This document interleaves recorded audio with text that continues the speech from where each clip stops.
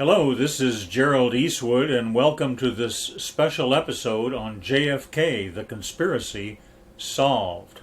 My stepfather, John Stringer, took the JFK autopsy photos. I'm going to take you into never-heard-before information and reveal who was behind the assassination of JFK, how it was planned and executed, and most importantly, how it was covered up. Now declassified FBI documents show that George H.W. Bush was indeed affiliated with the CIA as early as 1963. He was in Dallas the day of the assassination. He put together such diverse anti-Cuban groups as ZR Rifle Group and Operation Mongoose. Kennedy knew the CIA was totally out of control, and of course later the Bay of Pigs invasion completely failed. Frank Sturgis was part of the Bay of Pigs invasion. He was also part of numerous plots to kill Fidel Castro. Now, after Bay of Pigs, Kennedy fired Allen Dulles and two of his close associates, Richard Bissell and General Cabell. Kennedy vowed to smash the CIA into 1,000 pieces. Clint Murchison and Hunt, Texas billionaires, were concerned that Kennedy would destroy the depletion allowance on their oil income. Kennedy's enemy list was fast increasing. Frank Sturgis and his associates didn't appreciate the Kennedy administration's withdrawal of support for the Bay of Pigs invasion. All of this and more set the stage for the Kennedy assassination. The military-industrial complex needed the Vietnam War, and the CIA needed it also. Kennedy was not a part of the establishment, the Council on Foreign Relations. He was not a member of their secret societies, including the Freemasons. He wanted to establish peace. He was against American colonialism. He would not listen to the generals at the Pentagon. He had no friends in high places, only enemies by 1963. He was indeed a friend to the average American, but not to the elite who had somehow permitted him to become president. His adversaries needed a plan, and a cover-up of that plan to kill Kennedy. George de Monschrot was a petroleum geologist and professor who befriended Lee Harvey Oswald in the summer of '62. Oswald was to be the designated patsy in this plot.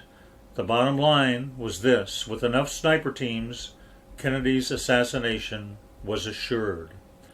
The right riflemen were hired at a cost of $50,000 each. At least 4 teams were formed. Someone very wealthy put up the money. That leaves only a few possibilities. The plotters had to control the streets of Dallas. All military intelligence units had to be told to stand down. Multiple teams were necessary because a single sniper team had a very high chance of failure. Backups to the backups were needed. CIA agent E. Howard Hunt arrived in Dallas before the assassination and served as a paymaster. CIA pilots flew in various riflemen.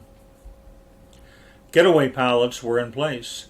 The night before the assassination, we are told by LBJ's mistress that a group of about 20 men met at an estate in Dallas.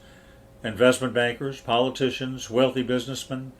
The dark side was definitely represented. When LBJ left that meeting, he told her, "After tomorrow, those SOBs will never bother me again. That's not a threat, that's a promise." He was, of course, referring to JFK. LBJ was in charge of the cover-up as well. The so-called Warren Report was the cover-up. LBJ put Dulles, whom Kennedy had fired, on the commission to make sure it was a pure disinformation report. The next day, the Secret Service was told to stand down protection around Kennedy's car, leaving him open to a field of fire. The Secret Service was restricted to the car behind Kennedy. All military protection had been removed. The Dow Tex building had sniper teams in place, so did the book depository. It had Cuban anti-Castro agents with rifles and radios ready. In front of the grassy knoll was a sewer drain with a rifleman with a frangible bullet who was the last resort. If the other snipers missed, he was to take out Kennedy. He did. He crawled out of the sewer drain 400 yards away to safety afterwards. At least 4 teams, 2 riflemen and 1 radio man per team, were in place. Military industrialists, CIA black ops, and the other elements of the conspiracy had it arranged so that Kennedy could not escape. Professional killers were all in place. At the other end of the 6th floor, Arnold Rowland spotted one of the snipers. He thought he must have been Secret Service, but he was not. He saw a high-powered rifle in his hands. A steel construction worker who testified at the trial of Clay Shaw observed a man wearing wire-framed glasses with earpieces and a rifle, wearing a sports jacket, at another location in the book depository. He said he was very heavy-set. The CIA had hired all of these people. The CIA, supposed to be white hats, had hired the black hats. The firing began, and then shortly afterwards, the Secret Service agent in charge of Kennedy's car brought it to almost a complete stop. Then the fatal shot from the manhole, just 15 feet ahead of Kennedy's car at this point, was executed, and the crime was completed. Abraham Zapruder captured this shot on his amazing film. To produce the damage that occurred to Kennedy and Connally required at least 7 shots, and one shot missed completely, hitting the overpass, and a man named James Tague was hit by the resulting ricochet. The doctors at Parkland observed an entrance wound from the front, and also noted that another frontal wound had taken out his right forehead and occipital back part of his brain. My stepfather, John Stringer, who took the JFK autopsy photos at Bethesda Naval Hospital, gave the same description. At Parkland, there was noted a thorough and through bullet hole in the front part of the Kennedy limousine. Roy Kellerman of the Secret Service said there was a feeling like a jet's sonic boom during the gunfire. This was because multiple riflemen from multiple locations were firing at the same time. Witnesses reported that the smell of gunpowder permeated the air in the motorcade. Governor Connally was hit by at least 2 separate bullets. One of the gunmen also hit Kennedy in the back. The fatal headshot knocked Kennedy backwards and to the left. It had to have come from in front of the limousine. The only site that a bullet that produced this effect could have originated from was a manhole just 15 feet ahead of where the car stopped. It was open, it was uncovered. While the world looked at the grassy knoll, the final kill shot came from a storm drain. There was a shooter behind the grassy knoll, but his shot missed and hit the grass well beyond the limousine. Who was the shooter in the storm drain? We don't know for certain, but an interesting story was uncovered by Jim Mars. There was a man named Jack Lawrence who worked for the downtown Lincoln Mercury car dealership in Dallas. Lawrence claimed that Lee Harvey Oswald asked to test drive a car in early November. Afterwards, Lawrence reported the incident to the FBI. On 21st November 1963, Lawrence borrowed one of the firm's cars. The following day, he failed to turn up for work. According to Jim Mars, Crossfire, quote, about 30 minutes after the assassination, he came hustling through the company's showroom, pale and sweating with mud on his clothes. He rushed into the men's room and threw up. He told co-workers he'd been ill that morning, and he'd tried to drive the car back to the dealership, but had to park it due to heavy traffic. Later, employees found the car parked behind the wooden picket fence on top of the grassy knoll overlooking Dealey Plaza. Lawrence's strange behavior was reported to the Dallas police. He was interviewed by officers investigating the assassination of JFK. They discovered that Lawrence was a marksman in the U.S. Air Force. According to Beverly Oliver, Lawrence was also a regular at the Carousel Club owned by Jack Ruby. Of the many theories as to how the killers managed to kill JFK that day, the one which best fits the evidence is put forth very eloquently by Francis Conley in his film JFK to 9/11, Everything is a Rich Man's Trick. Conley reveals at the hour 55-minute 35-second mark how at least 8 different groups of snipers who fired 16 shots in 4 separate stages were strategically placed around Dealey Plaza, in the Daltex building, the Texas School Book Depository building, on the grassy knoll, and in the storm drain, to ensure that many angles were covered and JFK could not escape. The next part of the conspiracy involved the body of JFK. Forensic control was needed over his autopsy and body. There is a link to The Men Who Killed Kennedy, Part 7, The Smoking Guns, in which a woman claims that her ex-husband, John Liggett, a professional mortician, took part in exactly such a body-swapping, body alteration scheme. Her segment in that video begins at 26:40. He is a highly skilled embalmer. He had a separate life. He didn't discuss it. Lois married him only 3 months before the assassination. The night of the assassination, he left his home and didn't appear until the next day. His clothes were disarrayed and he hadn't slept. His wife said he was very agitated. He told her they were going out of town for a while until all of this blows over. Now, Robert Morningstar, a preeminent JFK researcher and personal friend, believes and initially proposed the theory that Tippit, the Dallas police officer, was murdered because the conspirators had decided they needed his exact corpse to do the body switch with JFK's body, and he looked so similar they thought they could do the switch without anyone noticing. He was called Jack at the Dallas police force because he had such a strong resemblance. If you follow this theory all the way through, it becomes factual since it's the only way to explain what happens next. The conspirators had arranged for Tippit to be killed with a bullet wound to the top right of his temple, just like JFK.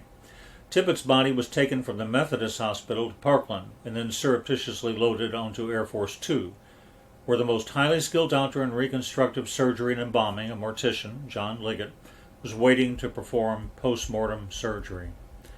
As the coffin carrying JFK's cadaver was about to be loaded onto Air Force One, the people surrounding the dead president, including his wife Jackie Kennedy, were told to rush forward to be at the brief swearing-in of former VP and now new President LBJ, Lyndon Baines Johnson. This was a ruse to distract people so that JFK's body could be loaded onto Air Force Two alongside Tippit. Surgery was performed in the air on the way to Washington, D.C. The CIA is well known for using this technique of body doubles. This is when and how the switch occurred, but the conspirators made a mistake upon landing. Instead of putting Tippett's body in the same expensive ornate bronze coffin as JFK's, they put it in a plain gray metal coffin. This is what the corpsman at Bethesda reported being the type of coffin they discovered JFK's body in.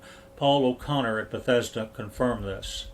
FBI agents O'Neill and Siebert testified that, quote, the body seemed to have undergone surgery prior to autopsy, mainly in the head area, and Commander James Humes testified, quote, the moment he touched the head of JFK, pieces of the skull fell down to the autopsy table. That would only have happened if surgery had been done before the autopsy. This was proof positive of the switch. And the only time would have been when Liggett was aboard Air Force Two for those few hours it took to transport the body from Dallas to Maryland, Washington, D.C. Later on, witnesses reported that when shown the body, Bobby Kennedy scoffed and said, it doesn't look anything like him, while Jackie exclaimed, it isn't Jack. She said it looked like a wax replica, but it was not Jack. Charles Crenshaw was one of the doctors who treated the dying John Kennedy in the Parkland emergency room. Dr. Crenshaw said he reasoned that anyone who would go so far as to eliminate the president would surely not hesitate to kill a doctor, or would surely not hesitate to kill a photographer who had taken pictures of what the doctors had seen. There was in fact such a photographer, documenting for history the wounds that the doctors saw and would eventually deny seeing. His name was John Stringer. He was my stepfather. John was the photographer who took the JFK autopsy photographs at Bethesda Naval Hospital and later testified before the House Select Committee. But here's part of the story that not many people know and really gives us amazing insight. At 4:30 p.m. Eastern Standard Time on Friday, November 22, 1963, 3 hours after President Kennedy was shot in Dallas, Lieutenant Commander William Bruce Pitzer received a phone call at his home in Tacoma Park, Maryland. Lieutenant Pitzer worked with John and was the head of the audiovisual department of the Naval Medical School. He was called to the autopsy of the president. There he would partner with my stepfather, John Stringer. What happened early the following week is that a corpsman, Dennis David, stopped by Pitzer's office and found him editing film. As Pitzer hand-cranked a 16-millimeter black and white film through the machine, David watched the short movie. He saw the body of President Kennedy viewed from the waist up. He saw hands roll the body onto its side and back. Pitzer reached a conclusion. He said the shot that killed Kennedy had to have come from the front because there was a small entry wound and a large back exit wound. So Pitzer's evidence directly contradicts the Warren Report. The Warren Report was a classic disinformation document. That's why it is so important to study history so that you can understand what's happening now at the present. So what Pitzer had was prima facie evidence that a government cover-up existed and he could not be allowed to live. Bill Pitzer was shot to death on October 29, 1966. His body was discovered at 7:50 p.m. on the floor of the TV production studio of the National Naval Medical Center. The estimated time of his death was 4 p.m. The Navy ruled suicide, but Pitzer's friends and widow disagreed. Pitzer had a strong personality and wouldn't do that, they said. In fact, Bill Pitzer had been about to leave the military for a new career 4 days before he died. He told a colleague he was ready to submit his retirement letter to the Navy. He had confided in Dennis David that he had some very lucrative offers from a couple of the national networks to go to work for them. And Joyce, his widow, said that on the Saturday he was shot, Bill had gone to his office to write a speech he was scheduled to deliver the next Wednesday at Montgomery Junior College, a nearby campus. He was enthusiastic about the future. He was not depressed. Strangely, Bill Pitzer's film of JFK's body has never been found to date. They found a pistol in his hand, but the wrong hand, and there was a ladder next to his desk which led up to the film where it was kept. It vanished. It was never seen again. The single most important piece of evidence of conspiracy was that trained U.S. Army intelligence units were told their assistance was not needed in Dallas during the JFK trip. William McKinney, a former member of the 112th Military Intelligence Group at 4th Army Headquarters, Fort Sam Houston, went public and stated that both Colonel Maximilian Reich and his deputy, Lieutenant Colonel Joel Cabaza, protested violently when they were told to stand down rather than report with their units for duty in support of the Secret Service in Dallas. All the Secret Service had to do was nod, and then these units, who had been trained at the Army's top intelligence training school at Camp Holabird, Maryland, would have performed their normal function of protection for President Kennedy in Dallas. The motorcycle escort was reduced to only 4 men, who were instructed to ride behind the rear wheels of the limousine. 2 agents stayed with the plane. Open windows along the route remained open. Manhole covers were not welded shut. The crowd spilled over. Then the vehicles were in the wrong sequence. The Lincoln was first. It should have been in the middle. Any security expert would have detected this level of breach of protocol. The route was changed only days before the arrival and included a turn of more than 90 degrees, a violation of Secret Service protocol. After bullets were fired, the driver pulled the limo to the left and actually slowed down. At the hospital, a bucket of water and a sponge were used to wash and clean up the crime scene. The limousine was returned to Ford, and on November 25th it was stripped of metal and rebuilt. The windshield had a through-and-through bullet hole in it, noted by officials at Parkland. It was simply replaced.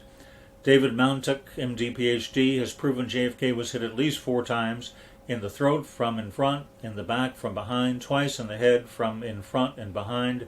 Conley was hit at least once from the side as he was turning to the left, and at least 1 shot had missed. That's 6 shots, not the official 3. That proves conspiracy. The purpose of the disinformation operation and the death of JFK wasn't really to convince the public of the official account. It just created enough uncertainty to make nothing knowable. It was a hastily written, clumsy disinformation report called the Warren Report, and it superseded any real investigations. JFK, while in office, had transitioned from a traditional coal warrior into a statesman for peace, which threatened the status quo. He was about to take action on the oil depletion allowance, threatening major Texas oil interests. He had refused to invade Cuba, going against the advice of the Joint Chiefs. He was engaging a Vietnam withdrawal, which is a war many profiteers wanted. He also spoke against empowering Israel with nuclear capability. Kennedy was going to reform or abolish the Fed, and perhaps most important of all, he was going to shatter the CIA into 1,000 pieces. This statement that he released may have been the fatal one. Finally, when New Orleans District Attorney Garrison tried Clay Shaw, the judge ruled out key evidence which indeed did tie him to his true identity and to the crime. It was commonly known in New Orleans that Clay Shaw used the alias Clay Bertrand. A massive disinformation campaign was mounted by the Justice Department to quash Garrison, and 17 witnesses mysteriously died before they could testify. Clay Shaw, under the name of Clay or Clem Bertrand, was overheard planning the assassination of Kennedy with David Ferrie and Lee Harvey Oswald during the middle of September 1963 in New Orleans. Garrison produced a witness who told a 3-judge criminal district court panel on March 14, 1967 that he heard Lee Harvey Oswald, Clay Shaw, and David Ferrie plotting to assassinate JFK. Perry Jamin Russo, 25, an insurance salesman, and from Baton Rouge, testified he was in Ferry's apartment in New Orleans in September 1963 and overheard a discussion of how to kill Kennedy and make a getaway. Russo said the plot involved triangulation of crossfire, diversionary shooting, and the sacrificing of one man as a patsy to allow the others to escape. Undoubtedly, they reported to higher authorities, but Shaw's involvement with the CIA speaks for itself. It was revealed years later that indeed he was a contract agent for the CIA. For the amazing details of how far down the rabbit hole this conspiracy went and who were the principals behind it, just read my book, Surviving the Deep State, under my pen name, Muir Taylor, on Amazon. It tells you everything, everything. Buy it today on Amazon, Surviving the Deep State by Muir Taylor. For now, I wish you a good evening and a safe week. Stay well and stay informed. Your life may depend on it.